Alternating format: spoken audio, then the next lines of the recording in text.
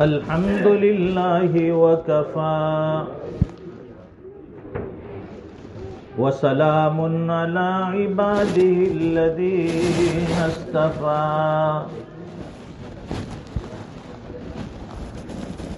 خصوصا على أفضلهم وخاتم النبيين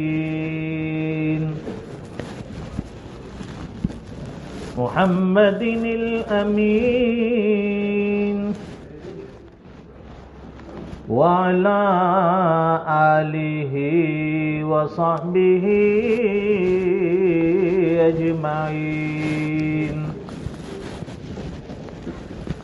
أما بعد فأعوذ بالله من الشيطان الرجيم بسم الله الرحمن الرحيم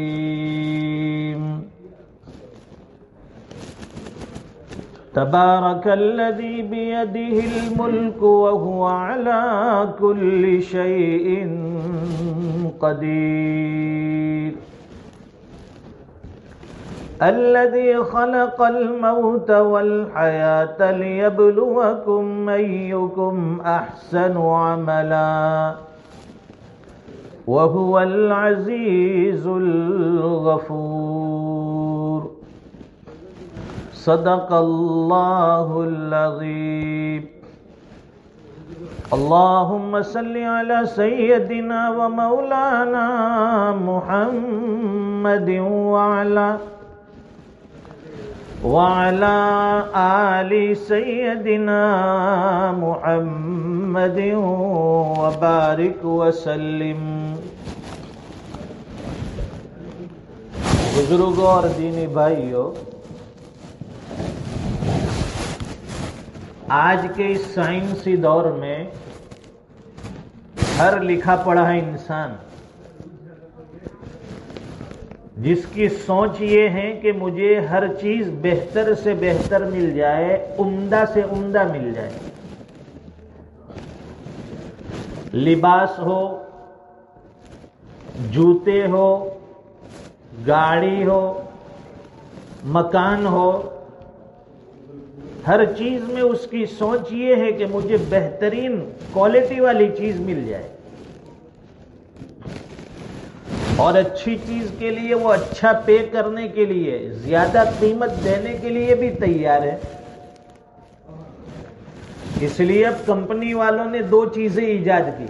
ہر کمپنی والے دو چیزیں نکالتے ہیں، ایک لو پرائز اور ایک زیادہ قیمت والی، کہ بھائی جسے ہلکی چیز لینی ہو کم قیمت والی وہ کم قیمت والی لے لے، جو زیادہ پیسے خرچ کر کے اچھی کوالٹی والی چیز لینا چاہے وہ اچھی کوالٹی والی چیز لے. دنیا کے ایک معمولی انسان جب اس کی سوچ یہ ہے کہ مجھے ہر چیز بہتر مل جائے، کوالٹی والی مل جائے، عمدہ مل جائے، تو اللہ رب العزت احکم الحاکمین جو اپنی رضا، اپنی لقاء، اپنی جنت ہمیں ہمارے عملوں کے بدلے میں عطا فرمانے والے ہیں، تو اللہ بھی بندوں سے یہ چاہتے ہیں کہ میرے بندے تو میرے دربار میں بہترین یعنی کوالٹی والے اعمال پیش کر، بہترین اعمال پیش کر. اللہ فرماتے ہیں الذی خلق الموت والحیاة لیبلوکم ایکم احسن عملا. اللہ وہ ہے جس نے موت اور حیات کو پیدا کیا، لیبلوکم ایکم احسن عملا، تاکہ تم کو آزمائے کہ تم میں سے کون بہترین عمل کرتا ہے. اللہ بھی دیکھنا چاہتے ہیں، اس لیے فرمایا کہ جس نماز میں انسان دنیا کی سوچوں میں گم ہو جائے، وہ نماز پھٹے کپڑے کی طرح اس کے منہ پر مار دی جاتی ہے. بہت سے روزے دار ایسے ہیں کہ روزے میں سوائے بھوکا اور پیاسا رہنے کے انہیں کچھ حاصل نہیں.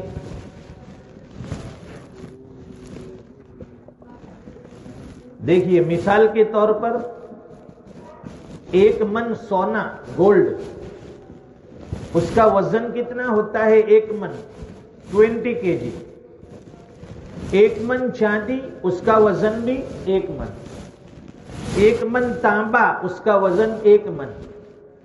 1 من لوہا، اس کا وزن بھی 1 من. اور 1 من مٹی، اس کا وزن بھی 1 من. وزن میں سب برابر ہے، سونا ہو، چاندی ہو، تانبا ہو، لوہا ہو، مٹی ہو، وزن کے اعتبار سے سب برابر 20 kg. لیکن قیمت میں فرق ہے. 1 من سونے کی قیمت الگ ہے، 1 من چاندی کی پرائز الگ ہے، 1 من تانبے اور لوہے کی قیمت الگ ہے. ابھی عصر کی نماز ہم لوگوں نے پڑھی، سب نے پڑھی الحمدللہ، لیکن اس میں اللہ تعالیٰ کسی کی نماز پر سونے کا بھاؤ اسے دیں گے، کسی کی نماز پر اسے چاندی کا بھاؤ دیں گے، کسی کی نماز پر تانبے اور لوہے کی پرائز اسے دیں گے، اور کسی کی نماز کو مٹی کے بھاؤ میں بھی قبول نہیں کریں گے. اللہ حفاظت فرمائے. نماز سب نے ایک جیسی ادا کی، لیکن دل کے خشوع کا فرق ہے. وہ کتنی محبت کے ساتھ، کتنی عظمت کے ساتھ، کتنی دل لگی کے ساتھ اللہ کے دربار میں عبادت کر رہا ہے، اس کے اعتبار سے اللہ کے یہاں پرائز طے ہوتی ہے، قیمت لگتی ہے. اور انسان جو ہے اس کا مزاج ہے ناشکرا، بڑا ناشکرا مزاج ہے اس کا، کبھی وہ شکر گزاری نہیں کرتا. کسی کا اچھا خاصا بزنس ہو، کاروبار ہو، آپ اسے پوچھئے کہ بھائی بزنس کیسا چل رہا ہے؟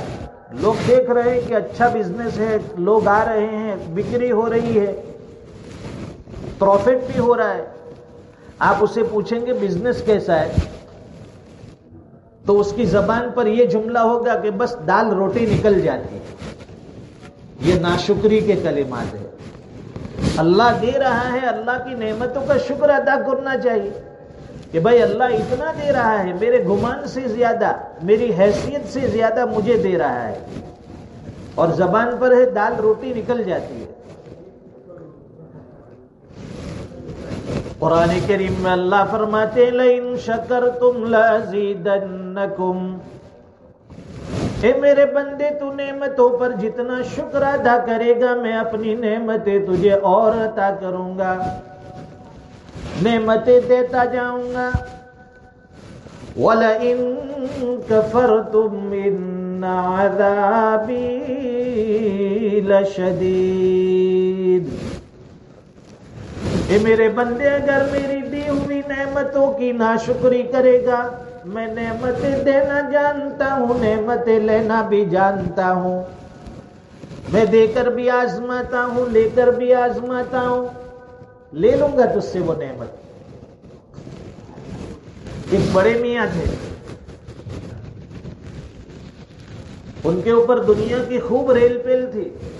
بعض مرتبہ ہوتا ہے نا، انسان کے اوپر خوب اللہ کی طرف سے عنایتیں، نعمتیں ہوتی ہے، مال خوب مل رہا ہے، دولتیں آ رہی ہے، وہ پاؤنڈ کے پاؤنڈ بیٹھ کر گن رہا ہے، اسے جمع کر رہا ہے، لاکر میں رکھتا ہے، بینک میں رکھتا ہے، انویسٹمنٹ کرتا ہے،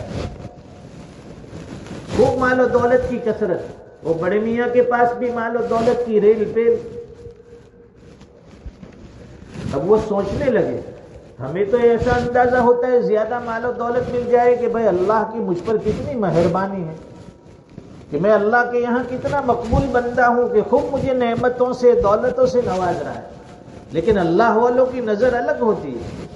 اس بڑے میاں نے سوچا کہ کہیں ایسا تو نہیں ہے کہ میرے دنیا میں جتنے بھی نیک اعمال ہیں ان اعمال کا بدلہ اللہ تعالیٰ مجھے دنیا میں دے رہا ہو اور آخرت میں میں محروم ہو جاؤں، اور کل قیامت کے دن جب اللہ کے سامنے پیشی ہو، اللہ فرمائے اذهبتم طیباتکم فی حیاتکم الدنیا، کہ تمہاری چاہت کی چیزیں، تمہاری پسند کی چیزیں، تمہارے نیک اعمال کا بدلہ تمہیں دنیا میں دے دیا گیا، آخرت میں تمہارا کوئی حصہ نہیں. تو ڈرتے تھے اور ڈرنے کی وجہ سے پھر دعا کرتے تھے، اے الہ العالمین اب مجھے کوئی نعمت نہیں چاہیے، نہ مال و دولت چاہیے، نہ دوسری دنیا کی کوئی چیز چاہیے، مجھے کچھ نہیں چاہیے. وہ دعا کرتے تھے، نہ کہتے تھے. ہم دعاؤں میں مانگتے ہیں اللہ فلاں عطا فرما، گاڑی اچھی دلا دے، بیوی اچھی دلا دے، مکان اچھا دلا دے، جاب اچھا دلا دے. ہم دعاؤں میں مانگتے ہیں اور مانگنا بھی چاہیے اللہ سے. اب وہ بڑے میاں دعا مانگتے تھے کہ اللہ کچھ مجھے نہیں چاہیے، نہیں دے، مجھے کچھ مت دینا. وہ جتنا نہ کہتے تھے اللہ تعالیٰ اور نعمتیں دیتے تھے. وہ گاڑی کے لیے منع کرتے، گاڑیاں ملتی، مال و دولت کے لیے منع کرتے اور مال و دولت ملتا. اب وہ بھی پریشان. اللہ سے پھر کہنے لگا، الہ العالمین میں تو بار بار کہتا ہوں کہ مجھے یہ دنیا کی دولت نہیں چاہیے، یہ دنیا کا ساز و سامان نہیں چاہیے، یہ نعمتیں نہیں چاہیے، پھر بھی تو مجھے کیوں عطا کرتا ہے؟ الہام ہوا، اللہ کی طرف سے جواب ملا. فرمایا میرے بندے تجھے شکر ادا کرنے کا طریقہ آ گیا، تجھے شکر ادا کرنے کا طریقہ آ گیا، اس لیے میری نعمتیں تجھ پر اور برسائی جا رہی ہے. جب تک تو شکر ادا کرے گا میں اپنی نعمتیں تجھ پر لٹاتا رہوں گا. تو شکر ادا کرنا سیکھو اللہ سے. شکر دو طرح سے ادا کیا جاتا ہے. ایک تو زبان سے، ہر چیز پر اللہ کا شکر.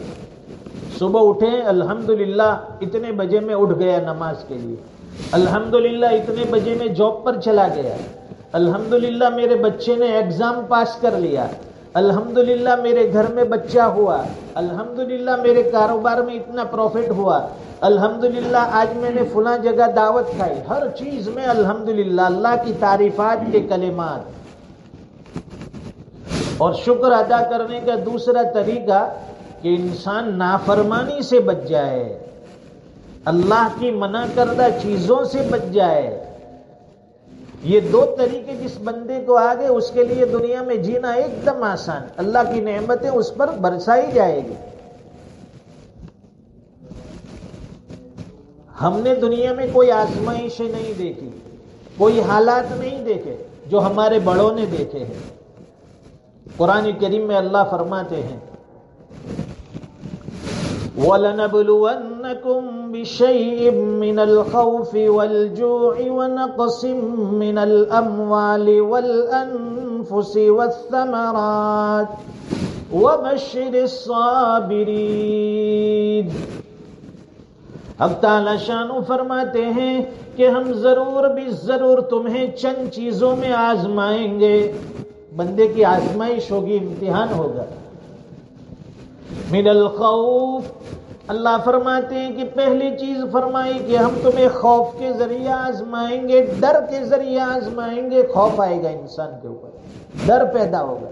ہوتے ہیں زندگی میں کئی مواقع ایسے کہ آدمی ڈر جاتا ہے، آؤٹ آف کنٹرول ہو جاتا ہے، اسے سمجھ میں نہیں آتا اب میں کیا کروں، گھبرا جاتا ہے.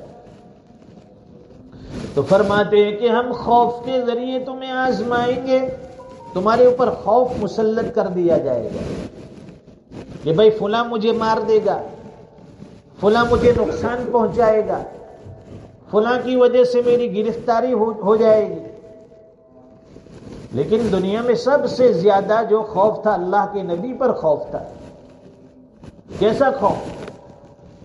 ہجرت کا سفر کرنا ہے، گھر میں تنے تنہا ہے اور باہر مشرکین مکہ ننگی تلوار لے کر کھڑے ہیں کہ جب آپ گھر سے باہر نکلیں گے الیاذ باللہ آپ کو شہید کر دیا جائے گا. سوچئے جو بندہ گھر میں اکیلا ہو اور دشمن باہر تلوار لے کر کھڑا ہے، اس بندے کے دل پر کیسا خوف ہوگا. اگر گھر کے باہر کوئی مشین گن لے کر، رائفل لے کر کھڑا ہو جائے، انتظار کرنے لگے کہ جب وہ باہر نکلے میں اسے شوٹ کر دوں، کوئی بندہ ہمت نہیں کرے گا، وہ ڈر جائے گا میں کہاں چھپ جاؤں، کیسے اپنی جان بچا لو. حضور پاک صلی اللہ علیہ وسلم اللہ کا نام لے کر گھر سے نکلے وما رمیت اذ رمیت ولکن اللہ رما. اللہ کا نام لے کر آپ گھر سے نکلے ہجرت کے سفر کے لیے روانہ ہوئے اور آپ غار ثور میں جا کر روپوش ہو گئے, چھپ گئے. اللہ کے رسول جب صبح ہوئی دیکھا گھر میں سے نہیں نکلے. مشرکین مکہ پریشان تھے, قریش پریشان تھے کہ کہاں چلے گئے. مکہ کے قریشوں نے پھر یہ اعلان کیا, آفر دیا کہ جو بھی محمد الرسول اللہ کو پکڑ کر لائے گا اسے 100 اونٹوں کا انعام دیا جائے گا. وارنٹ جاری ہوا, وارنٹ, یہ گرفتار کر کے لاؤ کہیں سے بھی, اور جو بھی گرفتار کر کے لائے گا اسے 100 اونٹ ملیں گے. اور 100 اونٹ اس زمانے میں موجودہ دور کی 100 کاریں. مکہ کا ہر جوان, ہر بوڑھا حضور پاک صلی اللہ علیہ وسلم کی تلاش میں نکل گیا. راستوں میں, چوراہوں میں, گلی کوچی میں, وادیوں میں, پہاڑوں میں, غاروں میں حضور پاک صلی اللہ علیہ وسلم کی تلاش جاری ہو گئی.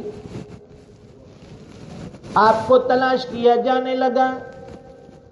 تلاش کرتے کرتے کچھ لوگ غار ثور تک بھی پہنچ گئے. صدیق اکبر رضی اللہ تعالیٰ عنہ فرماتے ہیں کہ وہ غار ثور کے اتنا قریب آ گئے تھے کہ اگر وہ اپنے قدم پر نظر کرتے تو ہمیں دیکھ لیتے.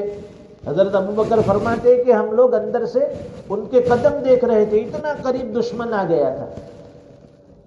دل میں کتنا خوف ہوگا کہ ابھی یہ دیکھ لے گا, ابھی ہماری جان لے لے گا. حضور پاک صلی اللہ علیہ وسلم پر خوف کے حالات آئے. اللہ نے نصرت مدد فرمائی. ہر حال میں صبر کرنا ہے. جو بھی حالات آئے تکلیف پریشانی کے, ہمیں اس پر صبر کرنا ہے. اور قرآن کریم کی اس آیت میں اللہ فرماتے ہیں وَلَنَبْلُوَنَّكُمْ بِشَيْءٍ مِّنَ الْخَوْفِ وَالْجُوعِ. دوسری چیز فرمائی کہ ہم تمہیں بھوک کے ذریعے سے آزمائیں گے. بھوک بھی انسان کو برداشت کرنی پڑے گی. یہاں تو آپ کے ملک میں تو اس کا احساس نہیں ہوتا کہ بھوک کیا چیز ہے. کھانے پینے کے لوگ بڑے شوق رکھتے ہیں, بڑا ذوق رکھتے ہیں, اور روزانہ نئی نئی ریسٹورینٹ اوپن ہوتی رہتی ہے, ٹیک اوے اوپن ہوتے رہتے ہیں, اور ہمارے جوان وہ چیک کرتے رہتے کہ کون سا نیا ریسٹورینٹ اوپن ہوا ہے, چلو پہلے جا کر ٹیسٹ کر لے, کھا لے. یہاں بھوک کا سوال نہیں, لیکن رمضان میں روزے کی حالت میں اس کا کچھ اندازہ ہوتا ہے کہ بھئی بھوک کیا چیز ہے. حضور پاک صلی اللہ علیہ وسلم کی زندگی اٹھا کر دیکھیے. سیدہ عائشہ صدیقہ رضی اللہ تعالیٰ عنہ فرماتی ہے کہ نبوت کی 23 سال ایسے گزرے کہ میرے محبوب صلی اللہ علیہ وسلم کو مسلسل 3 دن تک پیٹ بھر کر کھانا نصیب نہیں ہوا. 1-2 دن نہیں, نبوت کے 23 سال ایسے گزرے کہ مسلسل 3 دن تک پیٹ بھر کر کھانا نصیب نہیں ہوا. ایک دن ملتا دوسرے دن فاقہ, دوسرے دن ملتا تیسرے دن فاقہ, یہاں تک کہ بھوک کی وجہ سے میرے محبوب صلی اللہ علیہ وسلم کے پیٹ پر پتھر باندھے جاتے تھے. سیدہ عائشہ صدیقہ رضی اللہ تعالیٰ عنہ فرماتی ہے کہ 2 چیزوں پر ہمارا گزر ہوتا تھا کئی مہینے تک. صرف 2 چیزوں پر گزر ہوتا, چند کھجوریں کھا لی, پانی پی لیا, اسی پر ہمارا گزر ہو گیا. نہ روٹی ہے نہ رائس ہے. ہمارے یہاں تو کھانے پینے کا بھی مینیو ماشاءاللہ باقاعدہ کہ بھائی شروع میں اسٹارٹر دیا جائے, اور اسٹارٹر میں بھی کباب ہو, چوپس ہو, فلاں ہو, ٹکے ہو. اب اس کے بعد الگ الگ طرح کی کری, الگ الگ سالن ترکاری, اور ساتھ میں فلاں ڈیزرٹ, لسی, کوک. وہاں اللہ کے نبی کے یہاں حالت دیکھیے, کئی مہینے 2 چیزوں پر گزر. 2-4 کھجوریں کھا لی اور پانی پی لیا. سیدہ عائشہ صدیقہ رضی اللہ تعالیٰ عنہ فرماتی ہیں کہ ہمارے گھر میں چولہے کے اندر گھاس اگ نکلتی تھی. چولہے میں گھاس اگتی تھی. جب کئی مہینوں تک چولہے میں آگ نہیں جلے گی تو ظاہر ہے کہ اس میں سے گھاس اگ کر باہر آئے گی. یہ بھوک کی حالت حضور پاک صلی اللہ علیہ وسلم کی. سیدہ فاطمہ الزہرا رضی اللہ تعالیٰ عنہ نے ایک مرتبہ اپنے گھر میں روٹیاں بنائی، 4 روٹیاں بنائی. ایک روٹی حضرت علی رضی اللہ تعالیٰ عنہ کو دی، ایک روٹی حضرت حسن رضی اللہ تعالیٰ عنہ کو دی، ایک روٹی حضرت حسین کو دی اور ایک روٹی اپنے حصے کی. جب اپنے حصے کی روٹی کھانے لگی، منہ میں ایک لقمہ رکھا، خیال آیا کہ فاطمہ تو مزے لے کر روٹی کھا رہی ہے، پتہ نہیں تیرے ابا محمد الرسول اللہ کو کھانا ملا ہے یا نہیں. یہ سوچ کر اپنے حصے کی روٹی کپڑے میں لپیٹ کر لے گئی. حضور کے دروازے پر دستک کی، پوچھا کون؟ فاطمہ. کہا کہ بیٹی کس لیے آنا ہوا؟ کہ ابا میں آپ کے لیے کچھ ہدیہ لائے ہوں. اور رومال میں سے وہ روٹی نکال کر دی. حضور پاک صلی اللہ علیہ وسلم نے اس روٹی کا ایک لقمہ اپنے منہ پہ رکھا، ایک ٹکڑا اپنے منہ میں رکھا، فرمایا کہ قسم ہے مجھے اس پروردگار کی جس کے قبضے میں میری جان ہے، بیٹی آج 3 دن ہو گئے تیرے باپ کے منہ میں روٹی کا ایک لقمہ نہیں گیا. اللہ اکبر، کتنی بھوک برداشت. اور ہم اسی نبی کے امتی ہیں، اسی نبی کے نام لیوا ہے. اس نبی کے صدقے میں اللہ تعالیٰ کتنی نعمتیں دے رہے ہیں، کتنا کھانا کھلا رہے ہیں کہ کھانا پھینکنے میں جاتا ہے، برباد ہوتا ہے. اسے ضائع مت کیجیے، اللہ کی نعمت ہے. خود نہ کھا سکے کسی اور کو کھلا دیجیے. وَنَقْسِم مِّنَ الْأَمْوَالِ، اور تیسری چیز آیت میں فرمائی کہ ہم تمہیں مال میں کمی کے ذریعے آزمائیں گے. تمہارے مال میں کبھی کمی بھی آ جائے گی، بزنس میں لاس بھی ہوگا، نقصان بھی ہوگا، جمع کیا ہوا مال ختم بھی ہو جائے گا. اس وقت یہ نہ سوچے کہ یہ مال کیوں ختم ہو گیا ہے، اللہ کا دیا ہوا تھا، اللہ نے لے لیا. ہر وقت بزنس میں پروفٹ ہو یہ ضروری نہیں ہے. بزنس جو ہے نام ہے اس کا کہ یا تو پروفٹ ہو یا لاس، دو میں سے ایک چیز ہوگی. اور ہماری نیت صرف پروفٹ کی. حضور پاک صلی اللہ علیہ وسلم نے مالی نقصان اٹھایا کہ جب آپ ہجرت کر کے گھر سے نکلے، تنے تنہا تھے، خالی ہاتھ تھے، کوئی چیز ہاتھ میں نہیں. جو مال تھا وہ سب مکہ میں چھوڑ دیا. صحابہ اکرام کا سارا مال بھی مکہ میں تھا، اس پر مشرکین مکہ نے، قریش مکہ نے قبضہ کر لیا. تو مالی نقصان بھی اٹھایا، خالی ہاتھ مکہ سے مدینہ کے لیے روانہ ہوئے.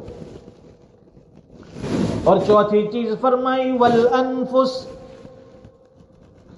جان کا نقصان کر کے بھی ہم تمہیں آزمائیں گے.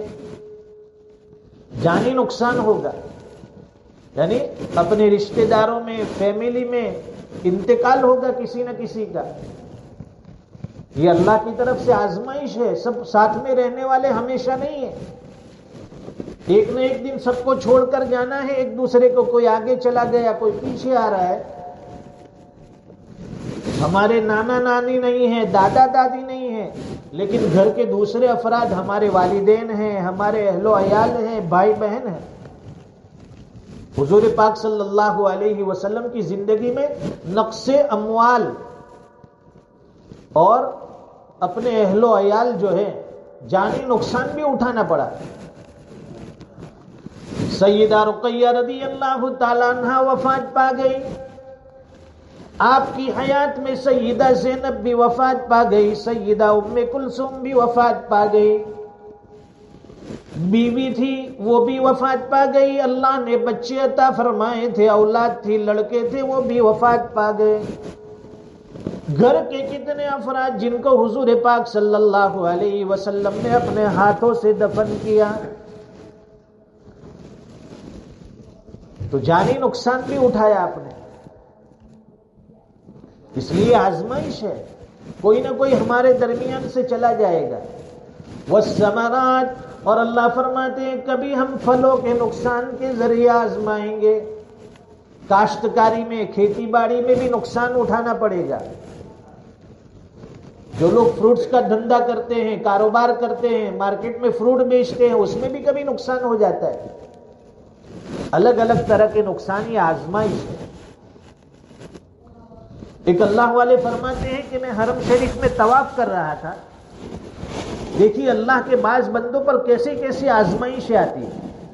میں طواف کر رہا تھا، طواف کے دوران میں نے ایک عورت کو دیکھا، اس کی زبان پر یہ جملہ تھا کہ اللہ میں تجھ سے اس حال میں بھی راضی ہوں اور اس حال میں بھی راضی ہوں، یعنی عمرے کی دولت سے تو نے مجھے مالا مال کیا، اس سے بھی میں راضی ہوں، اور اس سے پہلے کی جو حالت تھی اس پر بھی راضی ہوں۔ وہ بڑے میاں پوچھنے لگے اللہ والے کہ بہن بتا تجھ پر وہ پہلے والی حالت کون سی تھی؟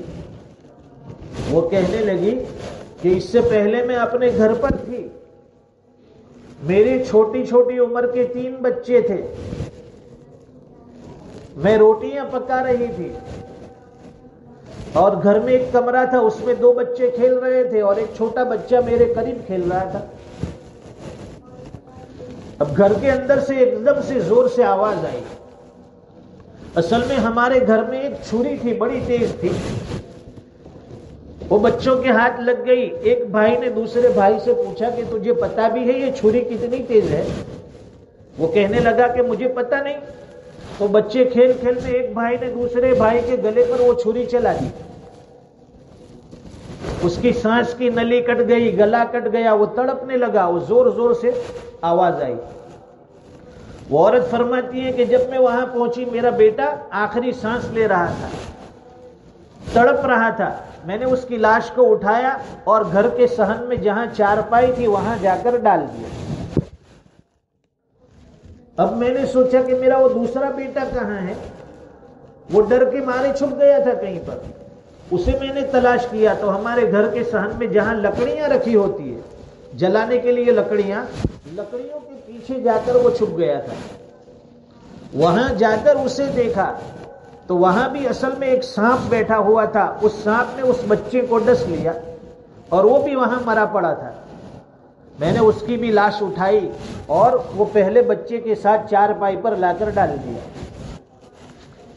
پھر میں نے سوچا کہ وہ میرا تیسرا بچہ جو کھیل رہا تھا وہ کہاں ہے؟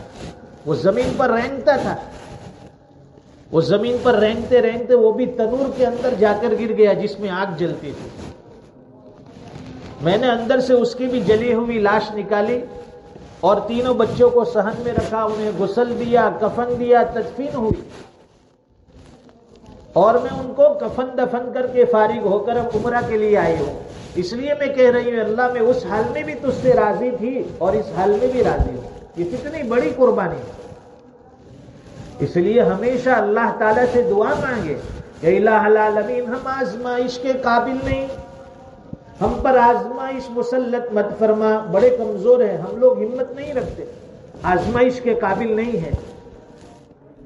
اللہ تعالیٰ ہماری حفاظت فرمائے، اعمال صالحہ کی توفیق عطا فرمائے، اور بہتر سے بہتر عمل کی اللہ تعالیٰ ہمیں توفیق دے، جو قرآن کریم کی آیت میں اللہ فرماتے ہیں الذی خلق الموت والحیات لیبلوکم ایکم احسن عملا، کہ تم میں کون ہمارے دربار میں بہترین کوالٹی والے اعمال پیش کرتا ہے۔